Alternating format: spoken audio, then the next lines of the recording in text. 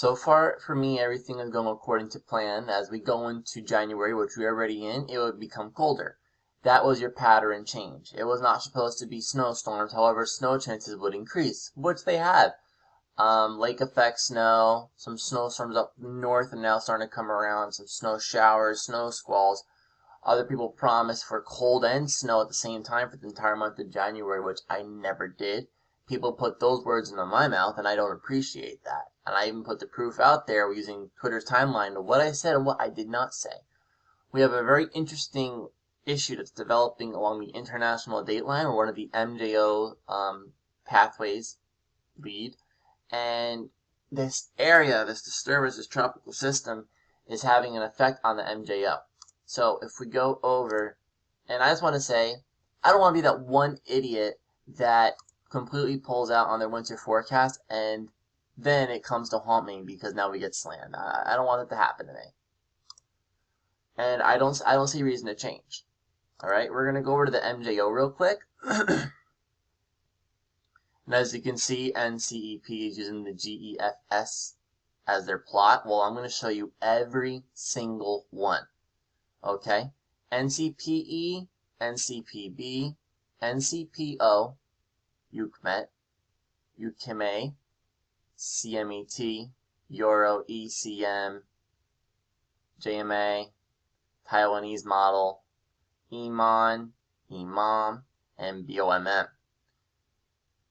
Now, don't look at, these models down over here because they're not all that accurate. Look at the ones that I showed up here. Overall, they all had a pathway. Well, I can't say all. I'm going to say primarily the Euro had a pathway going into 3, 4, and possibly 5. What I just showed you is all the circle of death. Every single one of these are the circle of death. Yeah, some bleed into 3, but straight into the circle of death it goes. And that is because of this.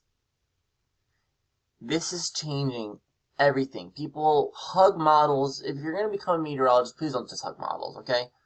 I mean, you got to look at satellite data, observational data, which I've been doing for quite a while. Okay, this is why models have been shitty. 1, 2, 3, 4, and a 5th one. Right off the coast of Hong Kong is going to form, and all of these are going to come towards the East Coast. Every single one of them. We have our current storm system right now, our tropical disturbance in the MJO region. And now this storm is starting to come up further north and west on the European, bringing us more chances of heavier snowfall. Okay? This you want to keep an eye on. Alright? This is why models are having a hard time. I've seen some people say, oh, well, that's not how models work. Let me ask you a question. Okay? This is a computer I have, yes? Every single computer has this. Every single, even supercomputers. They have a physical memory and their CPU usage. The more that's going on, it's being, used, it uses more memory and more CPU usage. Okay? You have your breakdowns in kernel memory as well. This also goes into supercomputers. I just want to throw that out there. Okay? As I make my video, I hover around 5446.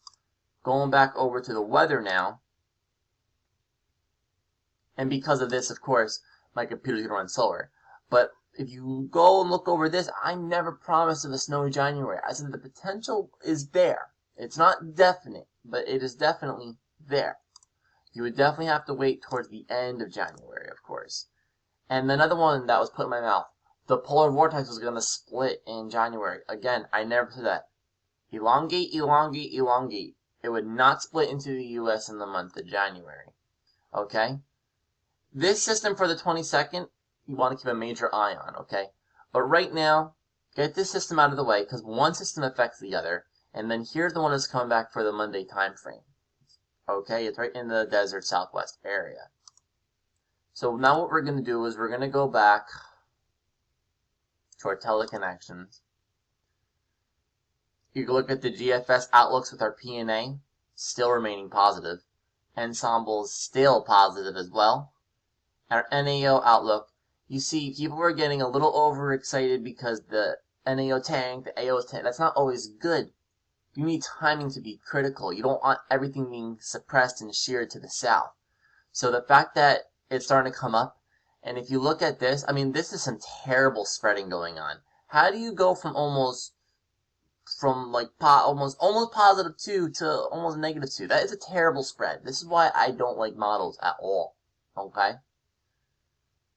I mean, AO pretty much is going to most likely stay negative for a good amount of time.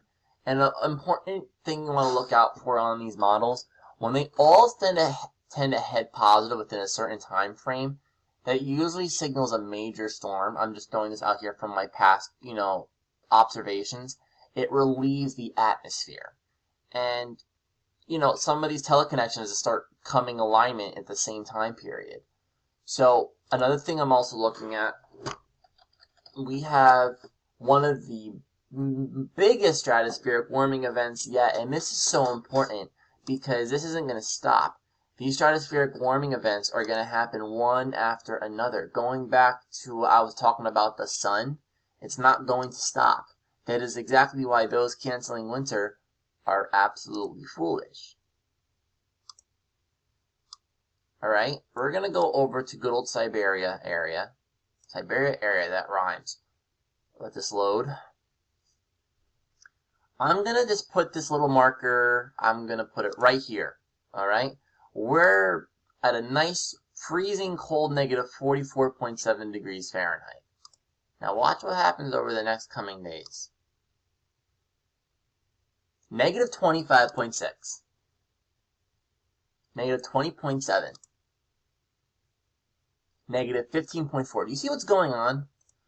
This is a very intense stratospheric warming event. Now, how this is going to 100% exactly play out is yet to be determined. But if we go back over to the peak period over here, look at what's going on. Look at what's going on over here, okay? This is very critical because if the polar cap height falls below the threshold of the stratospheric warming, then you have a PV split. Even if the polar vortex were to, say, meander away from this area and be pushed back over here, you don't have an Icelandic low ruining the party for the East Coast. You don't need the polar vortex to be bombarding you to get snowstorms. You just need a displacement. Displacement or a split. Alright, what I'm going to do is real quick, I'm going to go over to a conversation that me and Larry Cosgrove were having before. Scroll up on this. Right here. Bam. So the GFS is trying to push the vortex out towards Scandinavia. Here's the thing. The whole North Pole, there's no vortex really in that area. That cold air is no longer there. What's going to happen is it's going to disperse. Most of it's going to spill in here, but some of it's going to come down over here. Now you have to watch your response starting in the lower levels exactly what's going to happen. Weather is such a pain in the ass, and there's so many things that we don't know about. Weather is, if you think about it, a lot of it is theoretical. And it's coming up with the right theories to get the right answers. That's what's so difficult. But you just got to give it a shot and see what's going to happen, because this type of field is not like any else. When a doctor is saving someone's life and they fail, is it their fault? No, not exactly. They try their best. So why is it that meteorologists and forecasters get bashed for getting the forecast wrong? If you're a mechanic and you're trying to work on a transmission but something bad goes wrong, how is that your fault? People don't think about these kind of things. I have not seen this type of stratospheric warming setup ever in my life. And you know what? I don't even know if it would happen that way. And I don't really recall in history of it exactly looking like this. So this is my theoretical perspective. Alright? And I'm also going to kind of cram about the split flow I was talking about before in this video as well. Any of this cold air, most of it's going to spill out into, these areas. But some of it is going to have to come towards here. Some of it's going to have to come towards here. As going back to the split flow, I'm going to use pink for this. What we have going on right now is a split flow on the West Coast. And, the Great Lakes has been getting, decent hits. Alright, coming down like this, boom, just like that. And the Great Lakes has just been getting a decent hit. But you need a Pacific jet, the Pacific jet being powerful is dragging storms along. So, 1, 2, and 3. That's not what the concern is. Here's what you really want. You want to get a nice phase storm on the East Coast. Have the split flow in the Midwest, okay? Now watch what goes on, all right? Watch what goes on like this, okay? Boom, all right?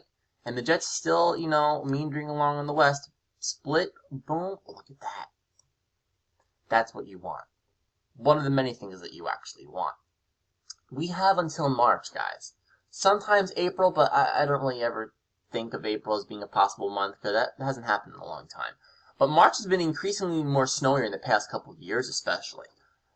You can cancel winter, okay? Even though February can possibly go by half of it with nothing, and then from the middle of February to the middle or end of March we get slammed, and it's happened before. It's just a matter of time something gives. The El Nino is weakening, the pattern has altered from its original stance. It's just a matter of being patient on what these models are going to do. My most important advice, do not take anything for verbatim past 72 hours out because you have at least 5 storms lining up one after another. And another thing, you want to take one storm at a time. So if Storm A is first, Storm B, don't focus on yet. Because Storm A will have an effect on Storm B. That's all I have to say. Why am I trying to say that? Okay, yep, that's all I have to say.